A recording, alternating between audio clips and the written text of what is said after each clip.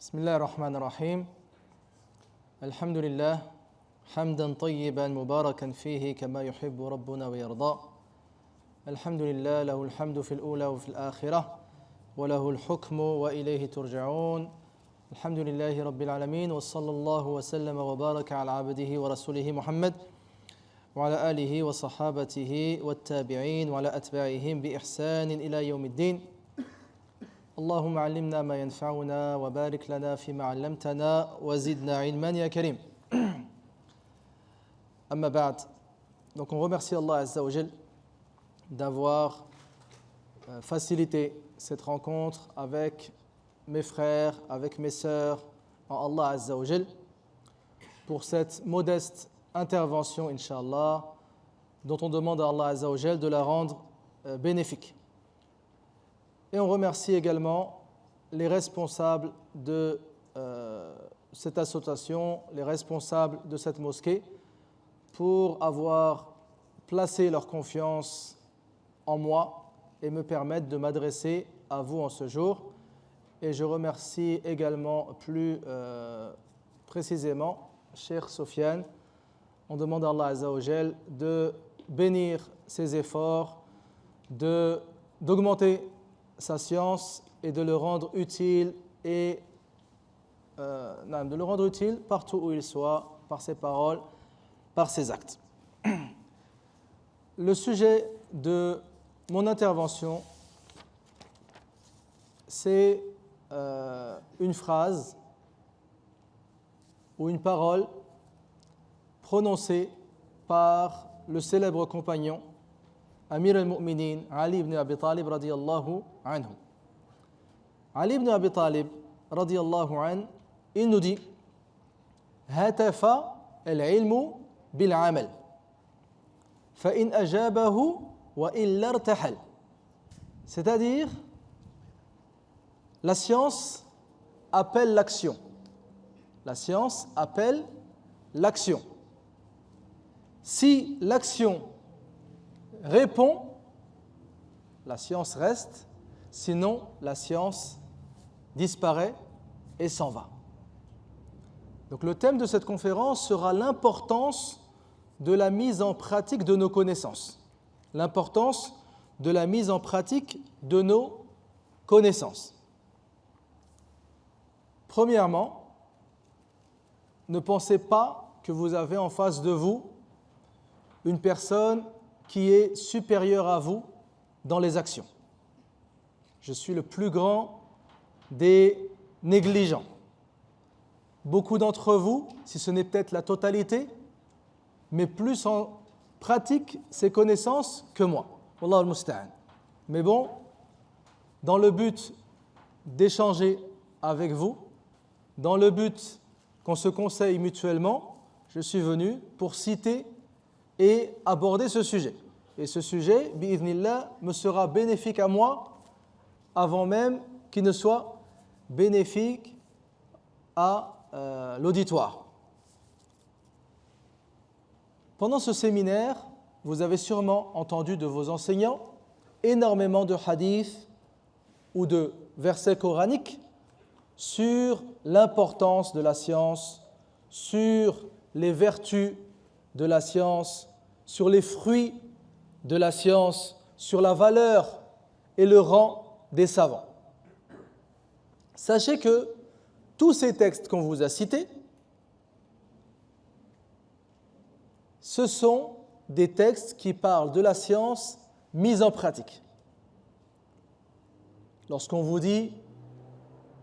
Allah Azza wa Jalla nous dit par exemple هل يستوي الذين يعلمون والذين لا يعلمون. Est-ce que sont égaux ceux qui savent et ceux qui ne savent pas?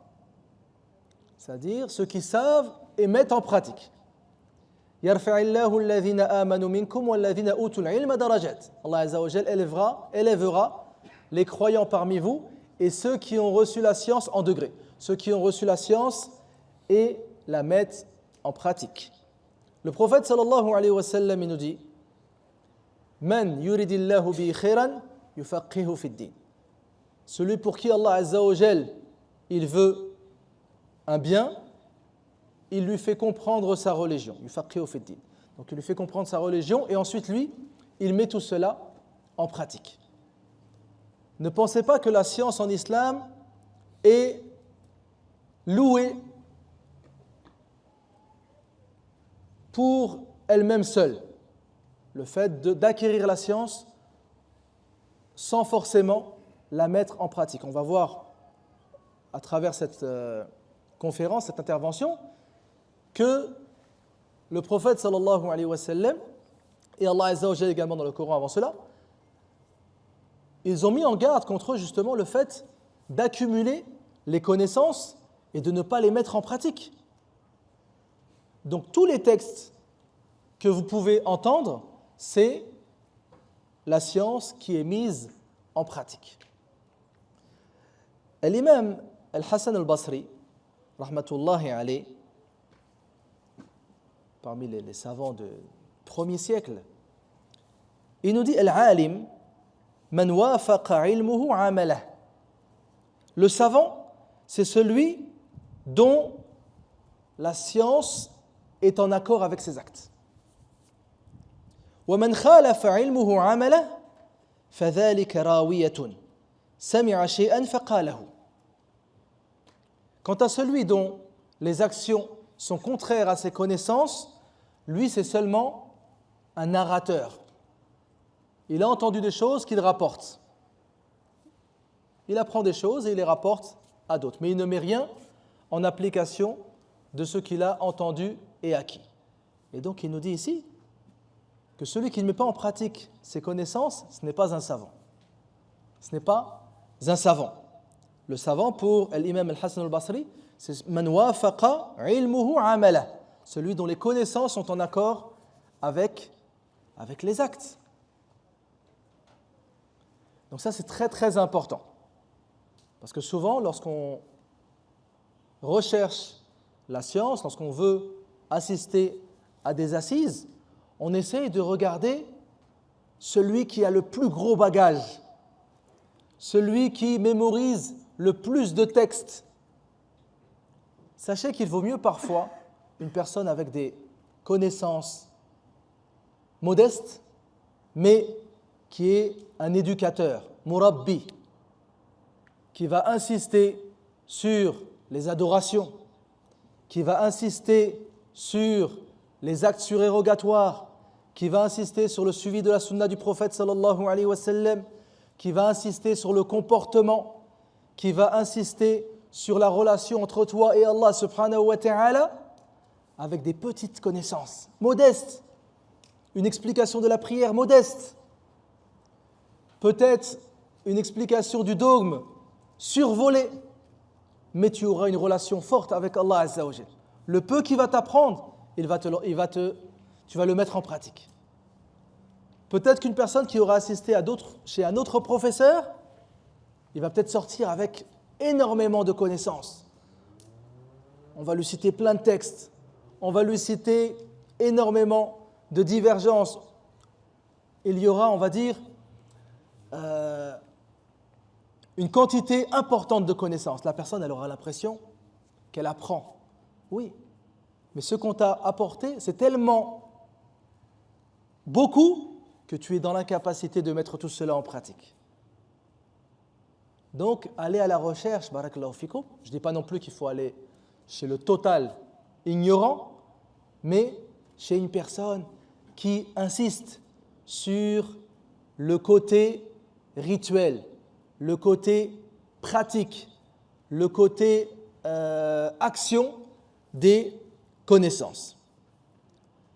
Également, barakallahu fikoum, lorsqu'on recherche la science, les connaissances, c'est dans le but, bi'idhnillah, de devenir, par la permission d'Allah subhanahu wa ta'ala,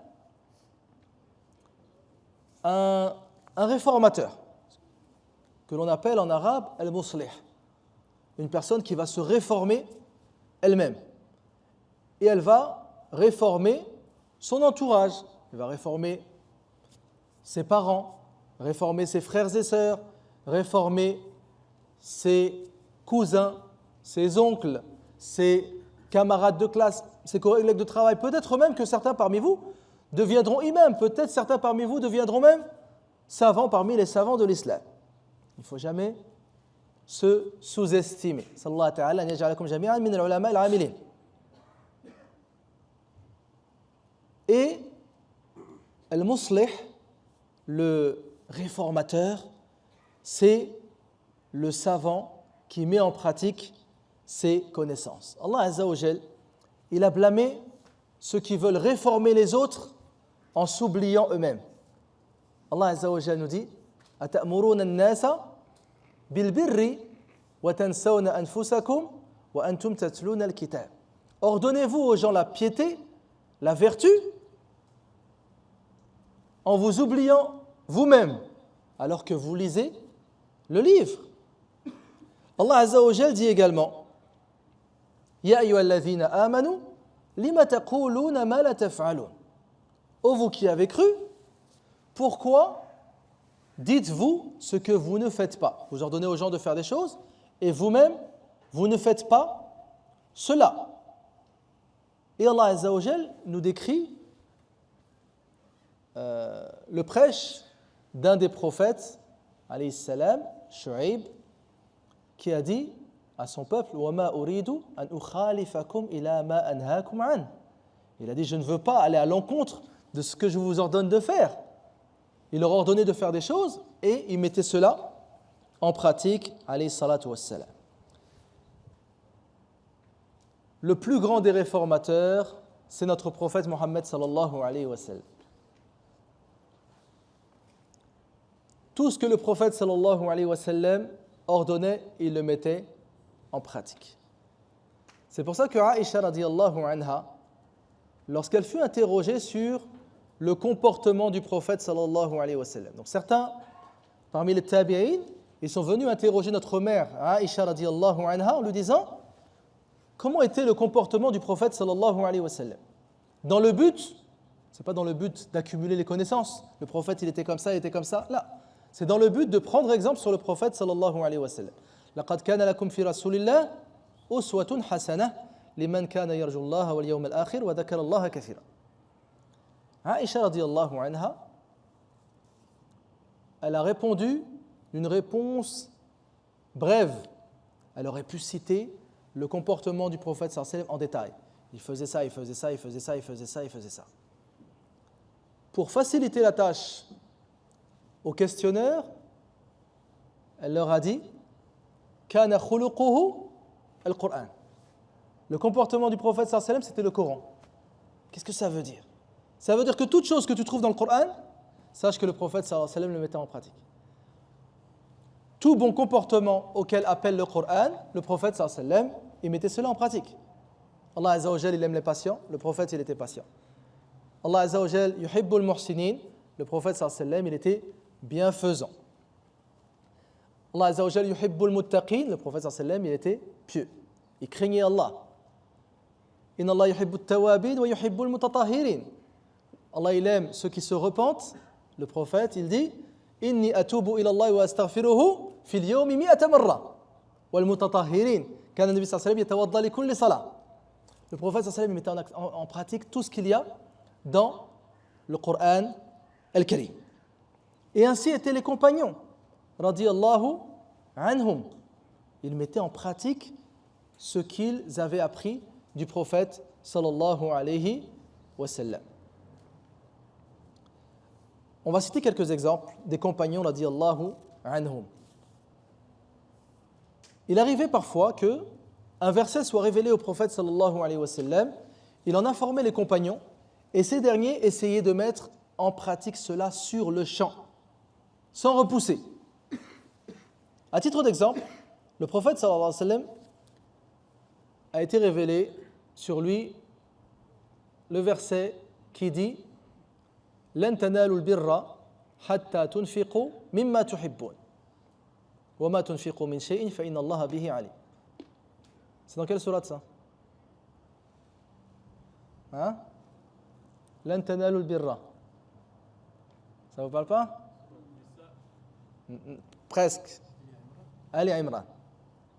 Al Imran, c'est le début d'un hizb. Ce verset veut dire vous n'atteindrez pas la piété jusqu'à ce que vous dépensiez de ce que vous aimez. C'est-à-dire, si vous voulez atteindre la piété, il faut que vous soyez en capacité de dépenser fi sabilillah des choses que vous aimez. C'est-à-dire, la personne, elle ne prend pas en dépense fi sabilillah des vêtements dont elle ne se sert plus. Elle ne dépense pas fi sabilillah des choses qu'elle n'aime pas. Là, il faut qu'elle soit capable de prendre, d'être capable de sacrifier pour Allah subhanahu wa ta'ala des choses que l'on aime. Un nécessiteux a besoin d'un vêtement, eh ben je vais prendre mon plus beau vêtement, je vais lui donner. Un nécessiteux a besoin de nourriture, je vais lui offrir la meilleure nourriture que j'ai à la maison. Et donc, lorsque ce verset a été révélé au prophète sallallahu alayhi wa sallam, on a plusieurs compagnons qui ont mis cela en pratique immédiatement, chacun en fonction de ce qu'il aimait. Nous avons le célèbre compagnon Zayd ibn Haritha, radiyallahu anhu. Zayd ibn Haritha, c'est le seul compagnon, radiyallahu anhu, qui est cité dans le Coran al-Karim, dans Surat Al-Ahzab. فَلَمَّا قَضَى زَيْدٌ مِنْهَا وَطَرًا زَوَّجْنَاكَهَا. Également, lui, c'était le fils adoptif du prophète sallallahu alayhi wa sallam. Il était appelé Zayd ibn Muhammad. Il était appelé Zayd, le fils de Muhammad, jusqu'à ce que Allah azza wa jal abroge l'autorisation de l'adoption en islam. Zayd ibn Haritha, lorsque ce verset a été révélé au prophète sallallahu alayhi wa sallam, il a regardé parmi ses biens. Quel bien aime-je le plus? Et il a dit, le bien que j'aime le plus, c'est mon cheval. C'est mon cheval. Il avait un cheval qui s'appelait Sabel. Donc ils avaient pour habitude, les Arabes, de donner des noms à leur monture. Et il est parti et il a donné son cheval fi sabilillah. Talha ibn Ubaydillah radiyallahu anhu, parmi l'Ashara al-Mubashirin bil Jannah, lui pareil, il a dit quel est le bien que j'aime le plus parmi ce que je possède. Et lui, il possédait un jardin qui était en face de la mosquée du prophète sallallahu alayhi wa sallam. Et le prophète sallallahu alayhi wa sallam, il avait pour habitude de rentrer dans ce jardin et d'y boire de l'eau douce. Donc il y avait de l'eau douce qui coulait là-bas et le prophète, il rentrait dans ce jardin et il buvait de cette eau. Et il a dit, c'est le bien que je possède le plus. En plus, c'est un endroit où le prophète sallallahu alayhi wa sallam se rend. Et il a dit, je le donne fi sabilillah. Abdullah ibn Omar également, il avait des choses qu'il possédait. Chacun a essayé de mettre en pratique ce verset du Coran al-Karim. Également, Omar ibn al-Khattab, radiyallahu anhu, lors de la bataille de Khaybar, il lui a été distribué un terrain immense. Et il est venu voir le prophète sallallahu alayhi wa sallam en lui disant, Ya Rasulallah, je n'ai jamais acquis une chose aussi précieuse que ce terrain. Si tu veux, je peux le mettre en waqf fi sabilillah. Et le prophète, il lui a dit, si tu veux, mets-le en waqf fi sabilillah.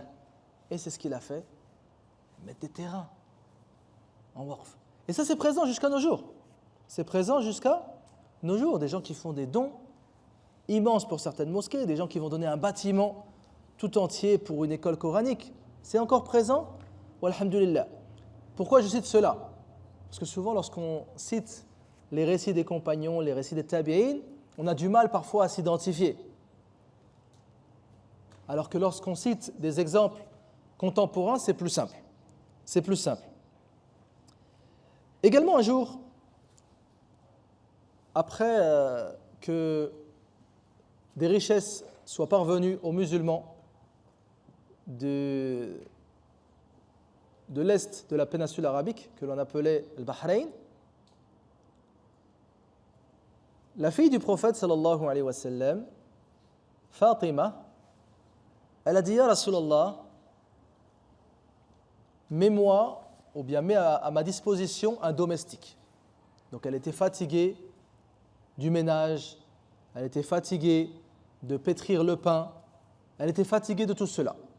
Et donc, vu qu'ils ont reçu des biens, des esclaves, elle lui a dit, mets quelqu'un à ma disposition parmi ces gens-là. Donc, c'est une fille qui s'adresse à son père. Et le prophète, sallallahu alayhi wa sallam, il est venu chez elle en lui disant, je vais t'enseigner à toi et ton époux. C'est qui l'époux de Fatima? Ali ibn Abi Talib. Je vais vous enseigner à toi et ton époux une chose qui est meilleure que un domestique. Elle lui a dit, c'est quoi? Elle ne s'attendait pas à ce type de réponse. Il lui a dit, lorsque tu veux dormir, tusabbihina thalathan wa thalathin.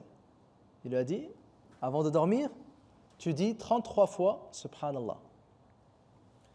Tu dis 33 fois Alhamdulillah et tu dis 34 fois Allahu Akbar. Certains savants, ils ont dit que grâce à cette invocation, la personne trouve de la force pour les épreuves du quotidien. Ce qui nous intéresse ici, nous avons Fatima, nous avons Ali ibn Abi Talib radiyallahu anhu. Ali radiyallahu anhu, il a dit, depuis ce jour, je n'ai jamais abandonné cette invocation avant de dormir. Il a mis cela en application le jour même jusqu'à sa mort radiyallahu anhu. Le fait de dire avant de dormir Subhanallah 33 fois, Alhamdulillah 33 fois et Allahu Akbar 34 fois. Ali, on lui a dit, t'as jamais délaissé cela. Hatta fi yawm Siffin, même pendant la bataille de Siffin. Donc la bataille de Siffin, c'est une bataille qui a eu lieu entre l'armée de Ali et l'armée de Muawiyah radiyallahu anil jami', l'année 37 de l'Hégire. Imaginez une personne, il est en plein combat contre une armée ennemie. Il a dit, voilà yawm Siffin. Même le jour de Siffin, j'ai mis cela en pratique. Même la difficulté, l'horreur de la guerre ne l'a pas empêché de mettre en pratique cette invocation que lui avait enseignée le prophète sallallahu alayhi wa sallam. Et ce n'était pas une chose propre aux hommes. Les femmes également mettaient en pratique ce qui était révélé au prophète sallallahu alayhi wa sallam. Aïcha radiyallahu anha, elle nous dit, rahimallahu an-nisa al-muhajirat al-awwal. Qu'Allah azza wa jal fasse miséricorde aux femmes parmi les premières immigrées. Pourquoi? Lorsque Allah azza wa jal a fait descendre le verset de Surat An-Nur, وَلْيَضْرِبْنَ بِخُمُرِهِنَّ عَلَى جُيُوبِهِنَّ, que les femmes rabattent sur eux leur voile, شَقَقْنَ مُرُوطَهُنَّ يَخْتَبِرْنَ بِهَا. Elles ont déchiré leurs grandes tuniques pour les mettre sur leur tête. Elles ont mis en application cela dès que le verset a été révélé au prophète sallallahu alayhi wa sallam. Donc ce n'est pas propre aux compagnons, ce n'est pas propre aux tabi'in. Toute personne à qui Allah subhanahu wa ta'ala a laissé son nom ancré dans l'histoire de l'islam, ce sont des gens qui mettaient en pratique leur connaissance. Nous avons l'imam al-Bukhari, sahib al-Sahih. Qu'est-ce qu'il nous dit? C'est juste un exemple. Ma ghtabtu ahadan mundhu alimtu an al-ghibata haram. Il nous dit, je n'ai plus jamais médit sur quelqu'un le jour où j'ai appris que la médisance était illicite. Il a appris que la médisance était illicite, sûrement du hadith du prophète, déjà dans le Coran, وَلَا يَغْتَبْ بَعْضُكُمْ بَعْضًا أَيُحِبُّ أَحَدُكُمْ أَنْ يَأْكُلَ لَحْمَ أَخِيهِ مَيْتًا فَكَرِهْتُمُوهُ. Et le prophète sallallahu alayhi wa sallam dit, أَتَدْرُونَ مَا الْغِيبَةُ الْغِيبَةُ ذِكْرُكَ أَخَاكَ بِمَا يَكْرَهُ. Il nous dit, depuis le jour où j'ai appris que le riba était haram, ça fait partie des grands péchés, je n'ai plus jamais médit sur quiconque. Imaginez. Et l'imam Ahmed, rahmatullahi alayh, sahib al-Musnad, la plus grande encyclopédie, le plus grand recueil de hadiths que nous possédons à notre époque. Il nous dit, je n'ai pas mis un seul hadith dans le Musnad sans que je ne le mette en application. Imaginez. Il est dit que dans le Musnad, il y a 1 million de hadiths. Après, la version, l'édition du livre, il y a beaucoup moins, mais à la kulli hal. Il nous dit, je n'ai pas mis un seul hadith dans mon livre Al-Musnad sans que je le mette en application. Il a dit même, lorsque j'ai su que le prophète sallallahu alayhi wa sallam, le jour où il a fait le hijama, il a donné au hajjam 1 dinar, j'ai fait une hijama et j'ai donné à cet homme 1 dinar. C'est une chose mondaine. Mais il a voulu prendre exemple sur le prophète sallallahu alayhi wa sallam sur ce sujet. Et l'imam Malik, rahmatullahi alayhi, il nous dit ليس العلم بكثرة الرواية وإنما العلم نور يضعه الله في القلوب. L'imam Malik il nous dit, ça revient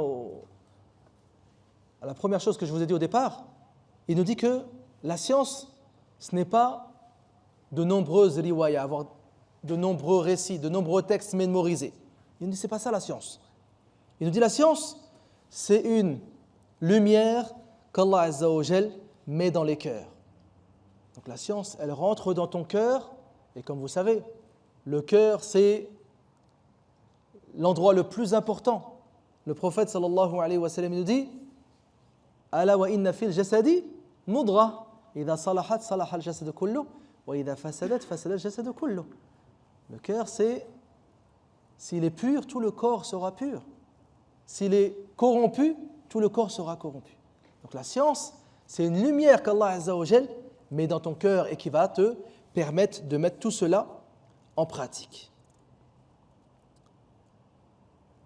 Le prophète sallallahu alayhi wa sallam, il a mis en garde contre le fait de ne pas mettre en pratique les connaissances. Le prophète sallallahu alayhi wa sallam, il nous dit que Yawm al-Qiyamah, on fera venir un homme qui sera jeté au feu. Et ensuite, cet homme sera moulu, comme un âne mou du grain avec raha. Et les habitants de l'enfer passeront à côté de cet homme et ils seront surpris en lui disant « Toi, tu es un tel ». Ils le reconnaîtront. « Tu es un tel. C'est toi qui nous as ordonné de faire le bien et de délaisser le mal ?» Il leur dira « Oui, c'est moi. Sauf que je vous ordonnais de faire le bien et je ne le faisais pas. Et je vous interdisais de faire le mal et je le faisais. » Et lui, il aura un lourd châtiment dans l'au-delà. Peut-être plus lourd que les gens qu'il a prêchés. Donc, il va retrouver les gens en enfer, des gens qu'il prêchait, parce que sûrement il ne mettait pas cela en application. Mais lui, au moins, il n'ordonnait cela à personne. Au moins, il n'ordonnait cela à personne. Le prophète sallallahu alayhi wa sallam nous dit également que Yawm al-Qiyamah, l'homme sera immobilisé. La tazula qadama abdin yawm al-qiyamati hatta yus'ala an al-arba'. L'homme, c'est-à-dire l'humain, il sera immobilisé, il ne pourra plus bouger avant d'avoir répondu à 4 questions. On va l'interroger sur sa vie. Qu'est-ce qu'il a fait pendant sa vie? On va l'interroger sur sa jeunesse. Comment a-t-il utilisé sa jeunesse? On va l'interroger sur sa science, ses connaissances. Qu'a-t-il mis en pratique parmi les connaissances qu'il avait? Et on va également l'interroger sur ses richesses. Comment il les a acquises et dans quoi il les a dépensées. Donc on sera interrogé sur nos connaissances. Qu'est-ce qu'on a mis en pratique de tous ces hadiths que l'on a entendus pendant les discours du vendredi, qu'on a entendus pendant les cours, qu'on a entendus sur Internet? Qu'est-ce qu'on a mis en pratique? Qu'est-ce qu'on a mis en pratique parmi les sourates que l'on connaît? Tout ça, on sera interrogé sur cela, Yawm al-Qiyamah. Et c'est pour ça que le prophète, sallallahu alayhi wa sallam, parmi ses invocations, il disait Allahumma inni a'udhu bika min ilmin la yanfa'. Il disait, oh Allah, je demande protection auprès de toi contre une science qui n'est pas utile. Une science qui n'est pas utile. Certains ils vont dire une science qui n'est pas utile, ça peut être le dessin, ça peut être les choses que l'on a l'habitude de faire dans les écoles. Certaines matières, certains élèves les considèrent comme inutiles. Sauf que ceux qui ont expliqué ce hadith, ils ne l'ont pas vu sous cet angle. Nous avons parmi les savants qui ont expliqué Sahih al-Bukhari, nous avons l'imam al-Tibi. L'imam al-Tibi parmi les savants du 8e siècle de l'Égypte. Il nous dit, rahmatullahi alayh, en expliquant cette invocation du prophète, Allahumma inni a'udhu bika min ilmin la yanfa', il dit, ilm la a'malu bihi, wa la u'allimuhu an-nas, wa la yuhadhibu al-akhlaqa wal aqwal. La science qui est inutile, c'est la science que je ne mets pas en pratique. C'est la science que je n'enseigne pas aux autres et c'est la science qui ne viendra pas corriger mes paroles et mon comportement. C'est ça la science inutile. Allahumma inni a'udhu bika min ilmin la yanfa'. C'est la science que tu ne mettras pas en pratique. Parmi les sourates du Coran, nous avons sourate At-Taghabun. Nous avons sourate At-Taghabun, c'est-à-dire la grande perte. Al-Hassan al-Basri, que l'on a cité précédemment, il nous dit que Yawm al-Taghabun, c'est le jour où viendra un homme qui enseignait aux autres ses connaissances. Et les autres profitaient de ses connaissances et lui, il n'en tirait aucun profit parce qu'il ne mettait pas ça en pratique. Et il nous dit, Al-Hassan al-Basri, ذَلِكَ يَوْمُ التَّغَابُنِ. Lui, normalement, il aurait dû être au-dessus de tout le monde. يَرْفَعِ اللَّهُ الَّذِينَ آمَنُوا مِنْكُمْ وَالَّذِينَ أُوتُوا الْعِلْمَ دَرَجَاتٍ. Mais du fait qu'il n'a pas mis cela en pratique, il sera parmi les grands perdants, يَوْمَ الْقِيَامَةِ وَلِيَعْذُ بِاللَّهِ. Donc certains savants, ils considèrent que la non-mise en pratique des connaissances fait partie des grands péchés. Ça fait partie des grands péchés pour certains savants. Il y a des savants qui ont justement essayé de compiler les grands péchés dans des livres qu'ils ont intitulés Al-Kaba'ir. Et certains savants ils considèrent que la non-mise en pratique des connaissances fait partie des grands péchés, qu'Allah Azza wa Jal nous en préserve. Nous avons également un tabi'i. Un tabi'i qui s'appelle Abul Aswad al-Du'ali. Abul Aswad al-Du'ali, rahimahullah. Qui a déjà entendu parler de cet homme-là? Abul Aswad al-Du'ali. Qui a déjà étudié la grammaire arabe? Hein? Nahu. Ça ne vous parle pas, Abul Aswad al-Du'ali? Abul Aswad al-Du'ali, c'est le premier qui a codifié les règles de la grammaire arabe sous ordre de Ali ibn Abi Talib. Sous l'ordre de Ali ibn Abi Talib. Juste à titre d'anecdote. Donc lui, Abul Aswad al-Du'ali, rahmatullahi alayh, un jour, sa fille lui a dit, elle observait le ciel et elle le trouvait beau, une nuit. Et elle lui a dit, Ma ajmalu as-sama'i. Ma ajmalu as-sama'i. Et lui a répondu, Nujumuha. Elle lui a dit, quelle est la plus belle chose dans le ciel? Ma ajmalu as-sama'i. Et lui a dit, les étoiles. Sauf que sa fille, elle ne voulait pas dire ça. Sa fille, elle voulait montrer la beauté du ciel. Le fait qu'elle était émerveillée par la beauté du ciel. Donc elle aurait dû dire Ma ajmala sama'a. Sauf qu'elle a dit Ma ajmalu sama'i. À l'époque, c'était une chose très grave. Ce n'était pas toléré de se tromper de la sorte. Mais en fait, vu que les Arabes ont commencé à se mélanger avec des noms arabes, ça a commencé à affaiblir la langue arabe. Abul Aswad al-Du'ali, il est parti en courant vers Ali ibn Abi Talib pour lui raconter la catastrophe qui venait d'arriver. Sa fille, elle a fait une erreur qui change tout l'ordre, tout le sens de la phrase. Elle lui a dit « Ma ajmalu sama'i » Et Ali radiyallahu anhu lui a proposé justement de codifier les règles de la grammaire, que le sujet soit marfou', que le maf'oul bihi soit mansoub, que après harf jar soit majrur, etc., etc. Donc Abu al-Aswad ad-Du'ali, c'est le premier qui a codifié ces règles. Peut-être pas dans toutes les règles que nous connaissons à notre époque, mais c'est lui le premier, c'est lui le pionnier à avoir commencé cela.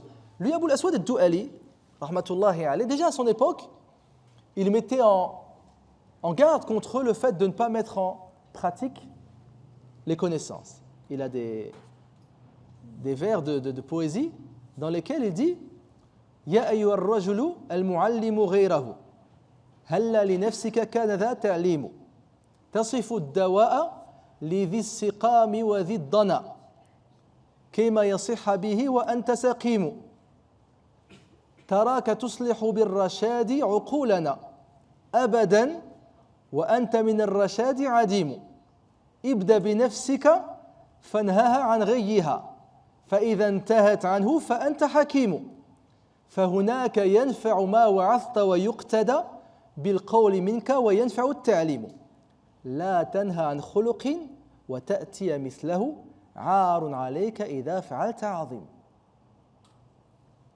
Donc il dit au départ de ces vers, ô toi qui enseigne aux gens le bien.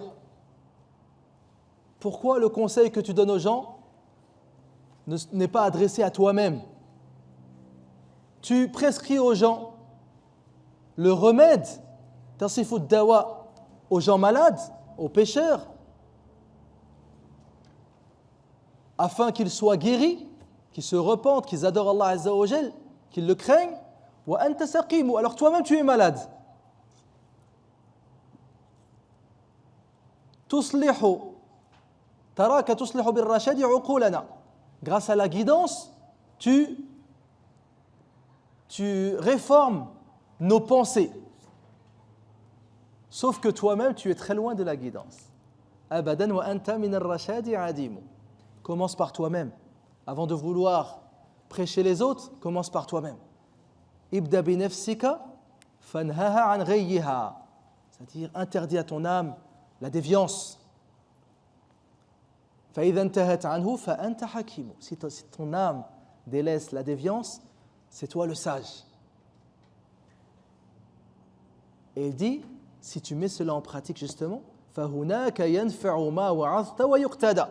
À ce moment-là, tes prêches seront utiles. À ce moment-là, tes prêches seront utiles et les gens suivront tes paroles.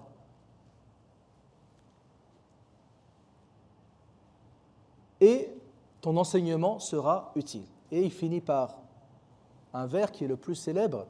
La tanha an khuluqin wa ta'tiya mithlahu. N'interdis pas quelque chose alors que toi tu le fais. Arun alayka idha fa'alta 'azimu. C'est une honte pour toi si tu fais cela.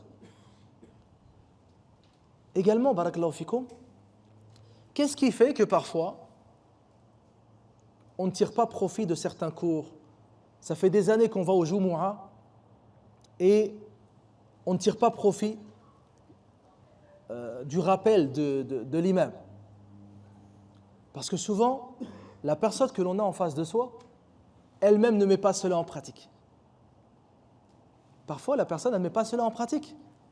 Et donc, il a du mal à faire rentrer dans son prêche les autres, alors que lui-même, il en est exclu. Donc, qu'est-ce qui fait que la pratique des gens, alors que peut-être qu'on n'a jamais consommé autant de rappels religieux qu'à notre époque, mais souvent, la personne qui s'adresse aux autres est très loin du droit chemin. Et moi le premier, qu'Allah Azza wa Jal nous réforme. Sauf que tu n'auras pas d'impact sur les gens si toi-même, tu ne mets pas en pratique ce à quoi tu prêches. Ce à quoi tu prêches. Donc il faut déjà que les guides religieux, les imams, les prédicateurs se réforment afin que cela ait un impact. Il y a des gens qui, de leur forte piété, parfois avec comme on a dit tout précédemment, des connaissances très modestes, ils arrivent à réformer toute une ville. Ce ne sont pas les plus savants. Ils ne connaissent que Ils n'ont peut-être pas fini un livre de tafsir, peut-être très peu, mais ils mettent en pratique le peu qu'ils connaissent, hafidhahumullah. Allah Azza wa Jal, dans le Coran al-Karim, il a comparé, il a donné une image de ceux qui apprennent la science et ne la mettent pas en pratique. Il a comparé cela aux plus abjects des animaux. Allah Azza wa Jal nous dit dans Surat al-Jumu'ah: مثل الذين حملوا التوراة ثم لم يحملوها كمثل الحمار يحمل أسفارا. Il nous dit ceux des nations précédentes à qui il était demandé de mettre en pratique la Torah, ils ne l'ont pas fait. Et Allah Azza wa Jal, il a dit qu'ils sont comme un âne qui porte des livres. Un âne, si on met un tas de livres sur son dos, si on met des livres religieux ou des livres ou des pages blanches, c'est la même chose. Il ne tire pas profit de tout cela. Et bien c'est la même chose pour celui qui accumule les connaissances et ne les met pas en pratique. كَمَثَلِ الْحِمَارِ يَحْمِلُ أَسْفَارًا. Tu es comme un âne sur lequel on mettrait des bouquins, sur le dos duquel on mettrait des livres. Et autre exemple, dans Surat Al-A'raf, Allah Azza wa Jalla nous dit: وَاتْلُ عَلَيْهِمْ نَبَأَ الَّذِي آتَيْنَاهُ آيَاتِنَا فَانْسَلَخَ مِنْهَا. Il dit à Mohammed, récite-leur, raconte-leur le récit de cet homme à qui on a donné nos signes, notre science, et il s'en est éloigné. فَانْسَلَخَ مِنْهَا. Il est même sorti de tout cela. فَأَتْبَعُ الشَّيْطَانُ فَكَانَ مِنَ الْغَاوِينَ. Et Shaitan lui a demandé de le suivre et il fut parmi les déviants. فَمَثَلُهُ كَمَثَلِ الْكَلْبِ. Cet homme, il est semblable au chien. إِن تَحْمِلْ عَلَيْهِ يَلْهَثْ أَوْ تَتْرُكْهُ يَلْهَثْ. Si tu l'attaques, il tend sa langue. Et si tu le laisses, il tend sa langue. Le chien, il tend sa langue dans tous les cas. Ainsi est cet homme. Il est égaré que tu lui ramènes tous les textes ou bien que tu le laisses assis. Donc Allah Azza wa Jalla a mis en garde contre le fait de ne pas mettre en pratique nos connaissances. Les compagnons, radiyallahu anhum, donc ça on vous l'a sûrement peut-être cité dans ce séminaire, ils avaient une méthode bien précise pour apprendre le Coran al-Karim. Certains compagnons, parmi eux Othman et Abdullah ibn Mas'ud, et d'autres, ils enseignaient aux tabi'in 10 versets par 10 versets. 10 versets par 10 versets. Et il leur enseignait le sens des 10 versets, ce qu'il y a comme règles à mettre en pratique, donc les règles par exemple de jurisprudence, les règles de dogme. Et lorsqu'ils avaient acquis tout cela et mis tout cela en pratique, ils passaient aux 10 versets d'après. Certains diront, c'est dangereux. C'est dangereux de ne pas mettre en pratique nos connaissances. La personne sera en enfer, la personne est semblable à un âne, la personne est semblable à un chien. Moi, je vais m'éloigner de tout ça, je ne vais pas apprendre. Là, ce n'est pas ça le but. Personne n'a jamais eu cette réflexion. Si tu n'apprends pas, comment tu vas préserver ta foi? Comment tu vas savoir ce qu'Allah Azza wa Jal désire de toi? Comment tu vas connaître la biographie du prophète sallallahu alayhi wa sallam? Comment tu vas connaître les noms d'Allah Azza wa Jal et ses attributs? Comment tu vas savoir comment prier? C'est pas possible, cette réflexion, c'est une réflexion démoniaque. Les compagnons, ils connaissaient encore plus de textes sur le danger de ne pas mettre en pratique. Mais personne ne s'est jamais éloigné de la connaissance et de la recherche de la science. Là, il faut rechercher la science par rapport à tous les textes qui incitent à cela et faire l'effort de mettre cela en pratique. Cette question elle fut posée à l'imam Sufyan al-Thawri, parmi les savants du IIe siècle. On lui a dit, Ya imam, talabul ilmi ahabbu ilayka amil amal. Est-ce que tu préfères étudier ou bien œuvrer?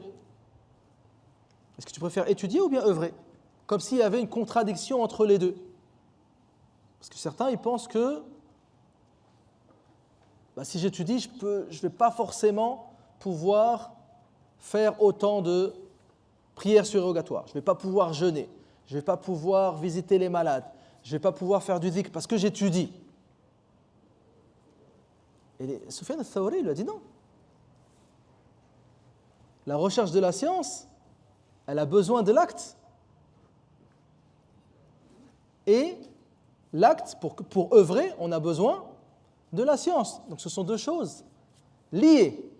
Et donc il a dit, je ne délaisserai pas la recherche de la science pour l'adoration, comme je ne délaisserai pas l'adoration pour la recherche de la science. Il faut que les deux soient présents.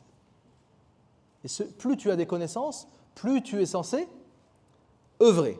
Plus tu es censé œuvrer. Ali ibn Abi Talib, radiyallahu anhu, dont le nom est revenu souvent pendant cette conférence, dans un hadith, il a cité à ses élèves énormément de troubles qui vont avoir lieu à la fin des temps. Des troubles qui vont avoir lieu à la fin des temps.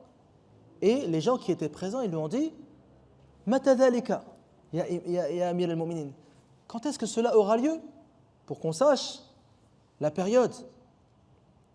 قال رضي الله عنه إذا تفقه لغير الدين وتعلم لغير العمل والتمست الدنيا بعمل الآخرة. Il a dit, parmi les signes où auront lieu ces troubles à la fin des temps, il a dit إذا تفقه لغير الدين.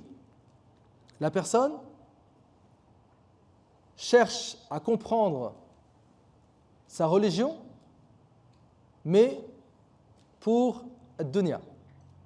Il cherche à comprendre sa religion, mais pour ad-dunya. Ce n'est pas pour la religion. Tu cherches à comprendre ta religion, il faut que ce soit pour la religion, pour Allah Azza wa Jal. Wa tu'allima li ghayri al-amal. La personne, elle apprend sa religion, mais pas dans le but d'œuvrer. Juste pour accumuler des connaissances. Pour qu'on dise de toi, regarde, il a fini le Coran. Pour qu'on dise de toi, regarde, il a fini tel épître. Pour qu'on dise de toi, regarde, il a fini tel livre en lecture. Là, tout cela, le but, c'est la mise en pratique. Tu'allima li ghayri al-amal. Ce sera une chose qui aura lieu à la fin des temps. On espère qu'on n'a pas atteint cette période. Et la personne recherche les biens de ce bas monde avec les actes de l'au-delà. Toutes les adorations que vous connaissez, à travers cela, la personne recherche les biens de ce bas monde, les richesses. Elle cherche à s'enrichir grâce à la religion. La religion, ce n'est pas fait pour enrichir les gens. La religion, c'est fait pour te rapprocher d'Allah subhanahu wa ta'ala, pour te rapprocher du paradis, pour faire de toi une personne pieuse, une personne meilleure. C'est ça la religion. Ce n'est pas le but de t'enrichir. Donc Ali ibn Abi Talib radiyallahu anhu, il a dit que des énormes troubles auront lieu quand إذا تفقه لغير الدين وتعلم لغير العمل والتمست الدنيا بعمل الآخرة. On va clôturer cette conférence وسامحوني على الإطالة par les bienfaits que tu vas tirer de la mise en pratique de tes connaissances. Allah Azza wa Jalla nous dit ولو أنهم فعلوا ما يوعظون به لكان خيرا لهم وأشد تثبيتا وإذا لآتيناهم من لدنا أجرا عظيما ولهديناهم صراطا مستقيما ومن يطع الله والرسول فأولئك مع الذين أنعم الله عليهم من النبيين والصديقين والشهداء والصالحين وحسن أولئك رفيقا. Il nous dit ولو أنهم فعلوا ما يوعظون به. Si seulement ils avaient mis en pratique ce à quoi on les avait exhortés. لَكَانَ خَيْرًا لَهُمْ. Ça aurait été mieux pour eux. وَأَشَدَّ تَثْبِيتًا. Et ça aurait renforcé تثبيتا يعني تصديقا. Ça aurait renforcé leur croyance. وَإِذًا لَآتَيْنَاهُمْ مِنْ لَدُنَّا أَجْرًا عَظِيمًا. Et on leur aurait donné une immense récompense. Donc tu es récompensé pour cette mise en pratique. وَلَهَدَيْنَاهُمْ صِرَاطًا مُسْتَقِيمًا. Et Allah Azza wa Jal les aurait affermis et renforcés sur le droit chemin. Si tu mets en pratique les connaissances, Allah Azza wa Jal va te renforcer et t'affermir sur le droit chemin. As-sirat al-mustaqim. وَمَنْ يُطِعِ اللَّهَ وَالرَّسُولَ. Celui qui obéit à Allah et à son messager, en mettant en pratique ses connaissances, il sera yawm al-qiyamah, dans l'au-delà, ma'an nabiyyin, avec les prophètes, was-siddiqin, les véridiques, was-shuhada, les martyrs, was-salihin, et avec les vertueux. Hasuna ulayka rafiqa. Et cette bonne compagnie est suffisante. Allah Azza wa Jalla dit également فَإِمَّا يَأْتِيَنَّكُم مِّنِّي هُدًى فَمَنِ اتَّبَعَ هُدَايَ فَلَا يَضِلُّ وَلَا يَشْقَى. Allah Azza wa Jalla dit, si une guidance de ma part vous parvient et celui qui suit فَمَنِ اتَّبَعَ هُدَايَ, celui qui suit ma guidance, فَلَا يَضِلُّ وَلَا يَشْقَى, il ne sera point égaré et il ne sera point attristé. Fi dunya ou fil akhirah, ici-bas et dans l'au-delà. La mise en pratique de tes connaissances, tu obtiendras par la permission d'Allah Azza wa Jal le bonheur. L'âme humaine, de manière générale, Allah Azza wa Jal l'a créée en aimant le bonheur. Personne ne recherche la difficulté, personne ne recherche le malheur. Et bien grâce à cette mise en pratique, tu obtiendras cela par la permission d'Allah Azza wa Jal. Qala ba'du salaf. Certains plus prédécesseurs disaient Man amila bima alima awrathahu Allahu ilma ma lam ya'lam. Celui qui met en pratique ses connaissances, Allah Azza wa Jal va lui donner des connaissances qu'il ne connaissait pas. Comme vous savez, la science, c'est un océan. Wa ma utitu min al-ilmi illa qalila. Vous n'avez reçu que très peu de connaissances. La science religieuse, c'est un océan. Si on prend une matière parmi les matières religieuses, c'est un océan. Si tu veux te spécialiser dans le dogme musulman, ça va te prendre toute ta vie. Si tu veux te spécialiser dans le fiqh, ça va te prendre toute ta vie. L'usul, al-nahu, al-tafsir, ça va te prendre toute ta vie. Et si tu mets en pratique tes connaissances, Allah Azza wa Jal va t'offrir des connaissances que tu ne connaissais pas. C'est-à-dire, ça va t'ouvrir. Pourquoi on a dit tout à l'heure que les gens à qui Allah Azza wa Jal a permis de laisser leur nom ancré dans l'histoire, c'est des gens qui œuvraient? Parce que justement, lorsqu'ils mettaient en pratique cela, Allah Azza wa Jal leur ouvrait des connaissances qu'ils n'avaient pas précédemment. Et également, la mise en pratique de nos connaissances permet d'affermir ces connaissances. Le premier texte que l'on a cité, c'est la parole de Ali ibn Abi Talib. Hatafa al-ilmu bil-amali, fa in ajabahu wa illa irtahal. La science appelle l'action. Si l'action répond, la science reste. Et si l'action ne répond pas, la science disparaît. Donc combien de personnes ils ont appris des choses mais n'arrivent pas? La personne par exemple, elle essaie de mémoriser le Coran, elle n'y arrive pas. Pose-toi les questions. Quelle est ta relation avec Allah subhanahu wa ta'ala? Est-ce que tu es assidu aux prières? Est-ce que tu es obéissant? Est-ce que tu t'es éloigné des péchés, etc., etc. Pose-toi les questions. Ou sinon le Coran, وَلَقَدْ يَسَّرْنَا الْقُرْآنَ لِلذِّكْرِ فَهَلْ مِن مُدَّكِرٍ. Le Coran est facile pour la mémorisation. Le prophète sallallahu alayhi wa sallam, sur le même sujet de l'affermissement des connaissances, le prophète sallallahu alayhi wa sallam, comme dans Sahih Muslim, il nous dit إِذَا قَامَ صَاحِبُ الْقُرْآنِ فَقَرَأَهُ بِاللَّيْلِ وَالنَّهَارِ ذَكَرَهُ وَإِذَا لَمْ يَقُمْ بِهِ نَسِيَهُ. Le prophète il dit que celui qui mémorise le Coran est pris avec nuit et jour. C'est-à-dire, la personne mémorise le Coran et pendant les prières obligatoires, il récite ce qu'il connaît. Dans les prières surrogatoires également, il récite ce qu'il connaît. Malheureusement, souvent, on connaît le Coran, mais chaque prière, le Fatiha, Qul huwa Allahu ahad, pendant 10-15 ans. Récite ce que tu connais. Le prophète, il dit, celui qui sahib al-Qur'an, celui qui mémorise le Coran, soit entièrement, soit une partie, et qui prie avec, que de nuit comme de jour, dhakarahu, il va s'en souvenir. Une sourate récitée pendant la prière, ça équivaut à plusieurs fois la répétition ou la révision de cette même sourate, par expérience. Le prophète il dit, c'est celui qui prie avec ces sourates, qu'il mémorise, il va s'en souvenir. وَمَنْ لَمْ يَقُمْ بِهِ نَسِيَهُ. Et celui qui ne prie jamais avec, il va oublier le Coran. Celui qui ne prie jamais avec, il va oublier le Coran al-Karim. Donc, barakallahu fikum. Cet appel à mettre en pratique nos connaissances, ce n'est pas forcément pour celui qui est dans les études, celui qui apprend des épîtres. Ça concerne tout le monde. En fait, on a des connaissances énormes en réalité. On a des connaissances énormes. Qui n'a jamais entendu parler de la médisance? Tout le monde. Eh bien, il faut mettre cela en pratique, ne plus médire sur personne.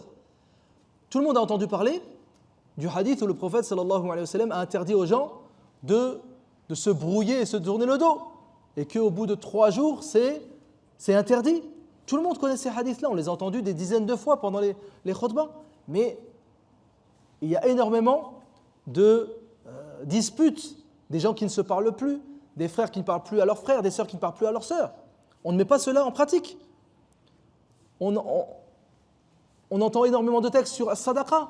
Où est la pratique? On entend parler que le prophète sallallahu alayhi wa sallam, il demandait pardon à Allah azza wa jal plus de 70 fois par jour, 100 fois par jour. Où est la pratique? Est-ce qui parmi nous s'est dit un jour, aujourd'hui, je vais prendre exemple sur le prophète sallallahu alayhi wa sallam, une centaine de fois je vais dire Allahumma ighfirli wa tub alayya, Allahumma astaghfiruka wa atubu ilayk. Qui s'est dit ça? Pour prendre exemple sur le prophète sallallahu alayhi wa sallam. Ce hadith on le connaît tous. Je vais finir par un hadith et on va tous essayer, chacun selon ses capacités, de le mettre en application. Ce hadith, peut-être vous le connaissez, peut-être que vous ne le connaissez pas. Le prophète sallallahu alayhi wa sallam nous dit Man salla 40 yawman fi jama'a. Man salla 40 yawman fi jama'a lam tafuthu at-takbiratu al-ula kutibat lahu bara'atan. Bara'atun min an-nar wa bara'atun min an-nifaq. Le prophète dit celui qui prie 40 jours en groupe, donc à la mosquée, ou bien en groupe, c'est faire amma, donc à partir de 2, sans manquer le premier takbir, Allah Azza wa Jal va lui inscrire 2 immunités.